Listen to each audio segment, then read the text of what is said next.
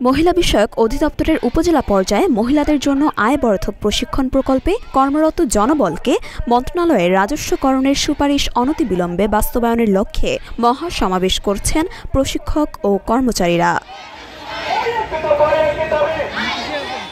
মানববন্ধনকারীরা জানান, তারা মহিলা বিষয়ক অধিদপ্তরের উপজেলা পর্যায়ে মহিলাদের জন্য আয় বর্ধক প্রশিক্ষণ প্রকল্পে কর্মরত প্রশিক্ষক ছিলেন।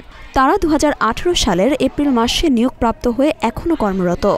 দরিদ্র ও সুবিধা বঞ্চিত মহিলাদের প্রশিক্ষণের মাধ্যমে দক্ষতা বৃদ্ধি ও আত্মনির্ভরশীল জনশক্তিতে রূপান্তর করে দারিদ্র্য বিমোচন ও উন্নয়নের মূল স্রোতধারায় সম্পৃক্তকরণের উদ্দেশ্য নিয়ে প্রকল্পটির সূচনা হয়।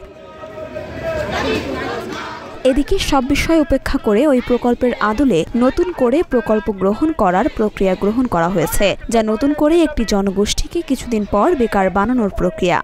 বর্তমানে এ প্রকল্পে কর্মরত জনবল মানসিকভাবে অসহায় হয়ে পড়েছে। তাদের ভবিষ্যৎ নিশ্চিত অন্ধকার হতে যাচ্ছে। সব বিষয় বিবেচনা করে একটি উচ্চশিক্ষিত জাতিকে ধ্বংসের হাত থেকে রক্ষার জন্য উপজেলা পর্যায়ে মহিলাদের জন্য আয়বর্ধক প্রশিক্ষণ প্রকল্পে কর্মরত জনবলকে রাজস্ব হাতে স্থানান্তর করে কর্মস্থান নিশ্চিত করতে হবে। মরিয়ম মিম, ঢাকা পোস্ট।